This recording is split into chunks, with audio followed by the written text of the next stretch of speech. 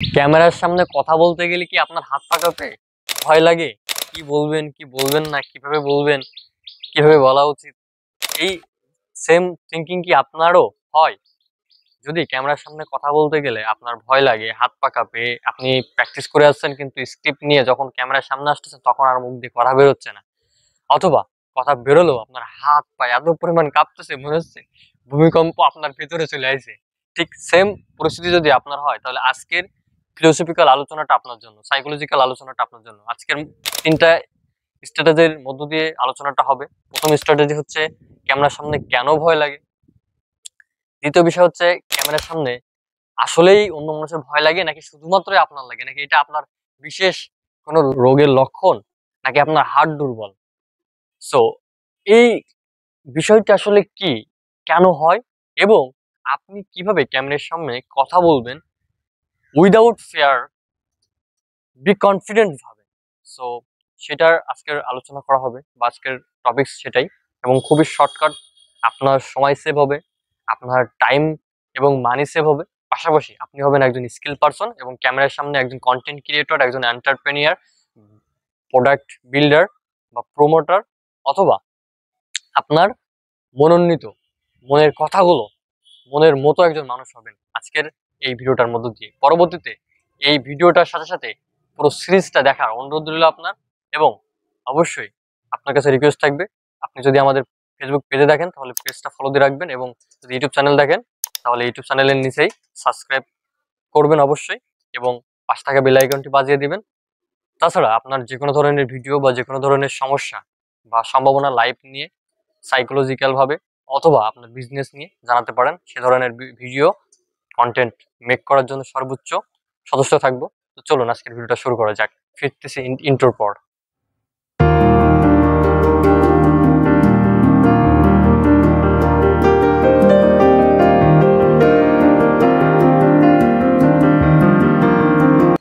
Stage on.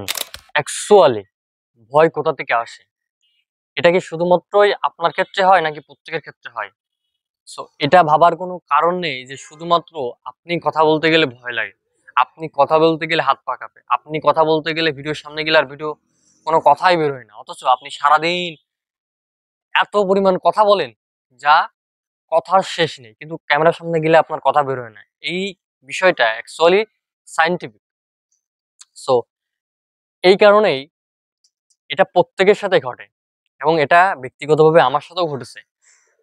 সেই গল্পটা বলবো, তবে আজকে এখন যে কথাটা বলছি সেটা হচ্ছে এই যে ভয়টা, এই ভয়টা কেন লাগে, এটা যদি আমি সায়েন্টিফিক ব্যাখ্যা আপনাকে দিই, সাইকোলজিক্যাল ব্যাখ্যা, সেটা হচ্ছে আমাদের ব্রেনের অ্যামিডালা নামে একটা কেমিক্যাল আছে।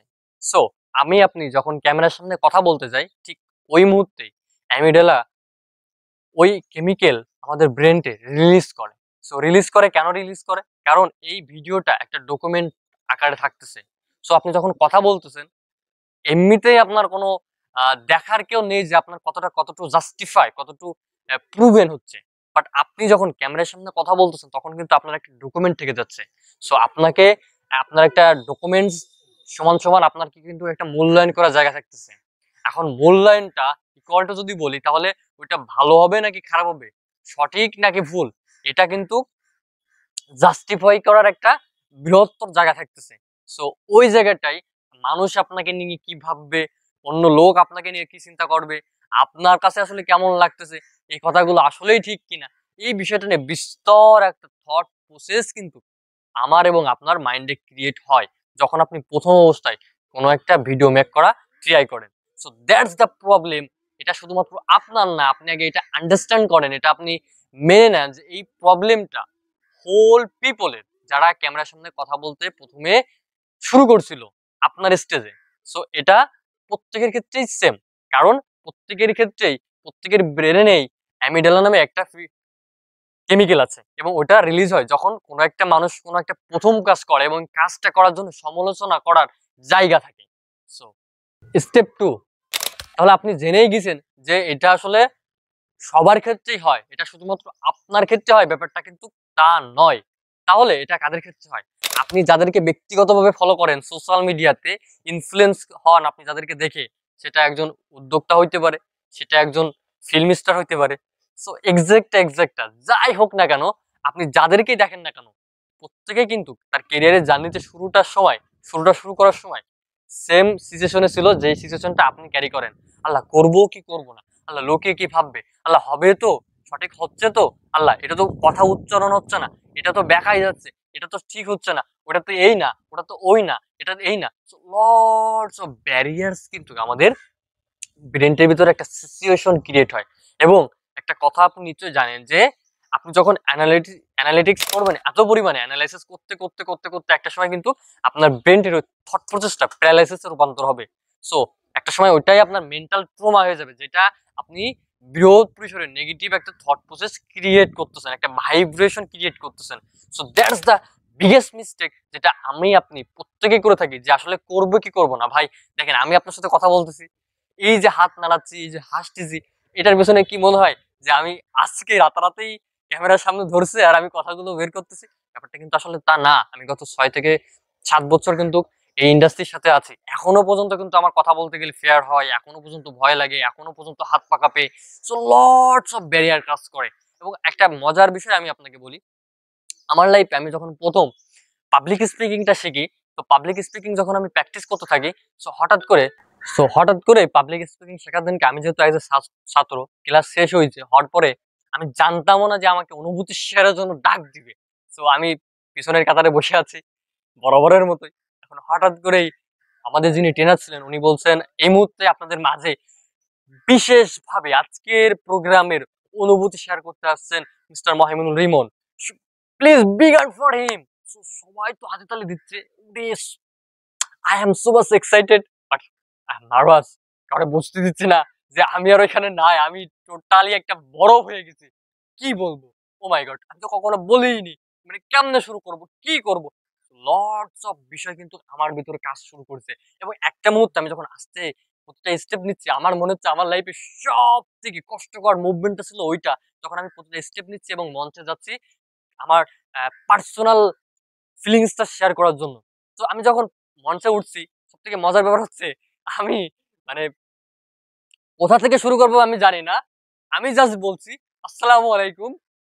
এটা বলার পরে আমার মুখের ভিতরে কোনো কথাই নাই। মানে আমার নামটা যে বলতে হয়, পরে যে কি বলবো, সো এটা বিষয় না। এবং সবথেকে লজ্জাকর বিষয় হচ্ছে এটাই, যে ওই প্রোগ্রামে কিছু মেয়েও ছিল এবং আমি ছিলাম ইন্ট্রোভার্ট একটা ছেলে। সো যখন মেয়ে রয়েছে একটা প্রোগ্রামে এবং মেয়েরা আমার দেখে হাসতেছে, আমি ভাবতেছি হয়তো আমার ইন খুলে গেছে, হয়তো আমার হয়তো বা চুলের গেটআপটা ঠিক নাই, হয়তো বা সামহাউ আমার কথাটা রাফ হয়ে গেছে।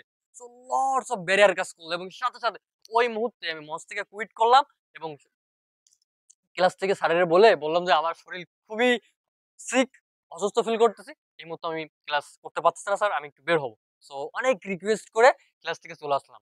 সো এইরকম একটা জার্নি কিন্তু ওভারকাম করে আজকে এইখানে এসে আপনাদের সাথে কথা বলতেছি। সো আপনিও পারবেন যদি আপনি এভাবে রাইট প্র্যাকটিসটা করতে থাকেন। এখন এটা করবেন কিভাবে, সেটা সায়েন্টিফিক ভাবে, সাইকোলজিক্যাল ভাবে 5 স্টেজ আছে বা 5 ফর্মুলা আছে, 5 টিপস আছে বা ট্রিক্স আছে, সেটা বেসিক্যালি আজকে আমি আপনাদের সাথে শেয়ার করব।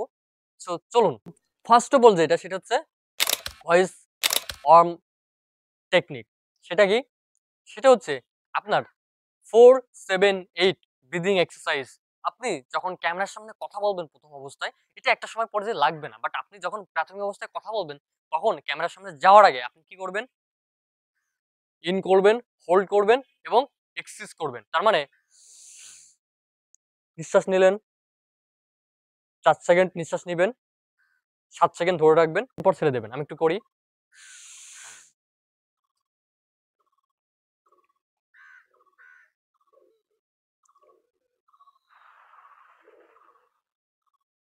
এভাবে ৩ বার করবেন। দেখবেন আপনার ব্রেইনটা সো মাচ রিল্যাক্স হয়ে গেছে। কারণ আমাদের ব্রেইনটির ভিতরে অক্সিজেন। সো আমাদের অক্সিজেন, আমাদের ব্রেন তখনই বেশি আমরা উত্তেজিত হই, তখনই বেশি আমরা এক্সাইটেড হই, যখন আমাদের ব্রেনের কেমিক্যাল গুলো অতিরিক্ত, মানে যেটা নরমাল মাত্রা থাকা কথা ছিল তার থেকে বেশি মাত্রায় আমাদের রিলিজ হচ্ছে। সো আপনি যখনই ব্রিদিং এক্সারসাইজটা করবেন, ইটস এ এক্সেলেন্ট এক্সারসাইজ আপনার ব্রেনকে কুল করার জন্য, আপনার ব্রেনকে নিজের কন্ট্রোলে আনার জন্য, আপনার ব্রেনকে আয়ত্তে আনার জন্য। সো এটা হচ্ছে প্রথম টেকনিক। আপনি ক্যামেরার সামনে যাওয়ার আগে এটা করবেন। সং প্র্যাকটিস, সো এইখানে ক্যামেরার সামনে কথা বলবেন কিন্তু সং বা গান আসতেছে কেন বিষয়টা আপনি চাইলে এটা বলতে পারেন। আবার আপনি যদি ধর্মীয় মাইন্ডের হন তাহলে আপনি গজল বলতে পারেন। সো গলা খোলার জন্য বা গলা খুলে আপনি কথা বলার জন্য, এই কারেজটা আনার জন্য আপনি আমার ক্ষেত্রে যেটা খুব বেশি ইফেক্টিভ হইছে, আপনিও এটা ট্রাই করতে পারেন। সেটা হচ্ছে আপনার সবথেকে প্রিয় সং অথবা আপনার প্রিয় সবথেকে গজলটা আপনি গলা খুলে চিল্লায়ে, চিল্লায়ে একটু সুর দিয়ে আপনি প্র্যাকটিস করতে পারেন ২ থেকে ৩ মিনিট এভরিডে। সো এটা খুবই ইফেক্টিভ এবং আমার ক্ষেত্রে খুবই কাজে লাগছে। সো আপনি এটা ট্রাই করে দেখতে পারেন। স্টেপ ৩ এটা অত্যন্ত গুরুত্বপূর্ণ। কারণ স্টেপ ৩ ব্যতীত আপনি ক্যামেরার সামনে কথা বলতেই পারবেন না বা যদি বলেনও তাহলে আপনার ভিডিও কেউ দেখবেও না। সো স্টেপ ৩ টা কি? স্টেপ ৩ হচ্ছে আই কনট্যাক্ট। সো দেখেন আমার পাশে কিন্তু একজন ক্যামেরা ধরে রাখছে। এখন আমার পাশে কিন্তু অনেক ধরনের নয়েজ আসতেছে। সো আমি যখনই ফোকাস ডিফোকাস হব তখন কিন্তু আমার কথাগুলো কিন্তু আর ওইভাবে কিন্তু বের হবে না। সো আপনি যখন ভিডিও করবেন আপনার ক্ষেত্রেও কিন্তু সেম। তো আপনি কি করবেন? কথা বলার সময় তাকাবেন কোথায়? আকাশে তাকাবেন? নিচে তাকাবেন? বা যে ক্যামেরা ধরে রাখছে বা ক্যামেরা যেদিকে আছে সেদিকে তাকাবেন? সো আপনি ঠিক তাকাবেন ক্যামেরার লেন্সের দিকে। আদার সাইড পৃথিবীতে যাই হয়ে যাক না কেন ডাজন্ট ম্যাটার। সো আপনার বডি ল্যাঙ্গুয়েজ বা আপনার ইন্টারনাল বডি ঠিক তখনই আপনি কোন অবস্থায় আছেন একটা মানুষ বুঝতে পারবে যখন আপনার বডি ল্যাঙ্গুয়েজটা ঠিক আছে। সো আপনার বডি ল্যাঙ্গুয়েজ ম্যাক্সিমামের বেশি রেশিওটা প্রকাশ পায় আপনার আই কনট্যাক্টে। So eye contact is the most important.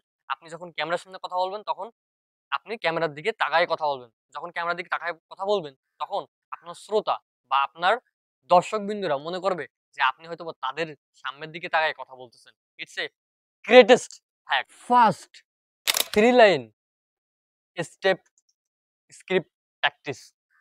তার মানে আপনি ১ম এ ৩ লাইন, ৩ লাইন করে আপনি যখন একটা স্ক্রিপ্ট লিখবেন, অবশ্যই কিন্তু আপনার স্ক্রিপ্ট লেখা লাগবে ১ম অবস্থায়। তা না হলে কিন্তু আপনি টোটালি জগা খিচুড়ি পাকায় ফেলবেন। তখন হয়ে যাবে হযবরল। সো আপনাকে যেটা করতে হবে ১ম এ আপনি যেটা করবেন একটি স্ক্রিপ্ট কমপ্লিটলি আপনার একটা রাইট ডাউন করবেন। সো এর পরবর্তীতে কি করবেন, কিভাবে করবেন নেক্সট যে সিরিজ গুলো আসতেছে এগুলো দেখলেই আপনি বুঝতে পারবেন এবং এগুলো টোটালি ভ্যালুয়েবল। সো আবারও বলছি অবশ্যই চ্যানেলটি সাবস্ক্রাইব করে রাখুন বা ফলো দিয়ে রাখুন এবং কি ধরনের ভিডিও চান অবশ্যই কমেন্ট করেন এবং ভিডিওটা কেমন লাগছে এবং আপনার ভাই ব্রাদার বা আপনার বোন যারা এই ধরনের সমস্যা আছে বা কনটেন্ট শুরু করতেছে তাদের কাছে শেয়ার করুন এবং স্কিল বেস পিপল তৈরি করার জন্য আপনিও হেল্প করুন। সো চলুন আমরা যেখানে ছিলাম সেটা হচ্ছে আপনি যখন কনটেন্ট করবেন তখন আপনাকে ৩ লাইন ৩ লাইন করে আপনি প্র্যাকটিস করবেন। সো তখন ৩ লাইন কিন্তু এটা আমাদের ব্রেইনটে সাইকোলজিক্যাল প্যাটার্নে খুব সুন্দরভাবে হ্যাক হয়। সো আপনি যখন ৩ লাইন করে ব্রেইনটে আপনি প্র্যাকটিস করতেছেন তখন কিন্তু ওইটা আপনার ক্ষেত্রে বেশি ইফেক্টিভ হচ্ছে। আপনি কথা বললে ইজিলি হয়ে যাচ্ছে। সো তখন আর আপনার কিন্তু বাধবে না কোনো কথাই।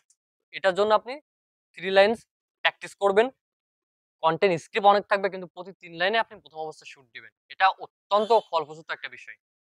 সো এট লাস্ট ৫ নম্বর যে পয়েন্টটা সর্বশেষ এক্সপ্রেস থেরাপি। সেটা কি? সাইকোলজিক্যাল ভাবে এটা অত্যন্ত ইফেক্টিভ যারা ক্যামেরার সামনে কথা বলতে পারে না বা পাবলিক স্পিকিং এ ফেয়ার হয়।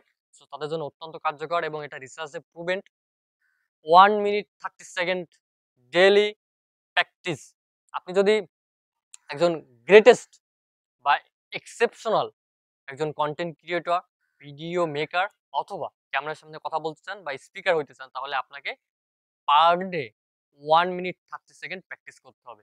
সো 1 মিনিট 30 সেকেন্ড প্র্যাকটিসের ভিতরে আপনি এটা কাউকে দেখাবেন না। এটা আপনি কাউকে শো করবেন না। বাট আপনি 21 ডে 1 মিনিট 30 সেকেন্ডস এটা আপনি প্র্যাকটিস করবেন এবং নিজের কাছে রাখবেন এবং প্রতিদিন দেখবেন যে কোথায়, কোথায় ইমপ্রুভমেন্ট করা দরকার, কোথায় বেঁচে যাচ্ছে না আর কোথায় ডেভেলপমেন্ট করলে আরো বেশি ইফেক্টিভ হতো, আরো বেশি বেটার হতো। তো তখনই কিন্তু আপনি গ্রেট একজন স্পিকার হইতে পারবেন। সো অলরেডি কিন্তু আপনি অলরেডি স্পিকার হয়ে গেছেন। এই মুহূর্তে আপনার কাজ কি? এই মুহূর্তে আপনার কাজ ভিডিওটা শেয়ার করা, কমেন্ট করা এবং লাইক করা এবং এই মুহূর্তে অ্যাকশন নেওয়া এবং অ্যাকশন নেওয়ার পরে কোথায় বেঁচে যাচ্ছেন, কোথায় ঝামেলা হচ্ছে সেটা কমেন্ট করা এবং পরবর্তী সিরিজ দেখার জন্য অপেক্ষা করা। সো ভালো থাকবেন, সুস্থ থাকবেন। দেখা হচ্ছে আপনার সাথে আমার পরবর্তী ভিডিওতে। আল্লাহ হাফেজ। আসসালামু আলাইকুম।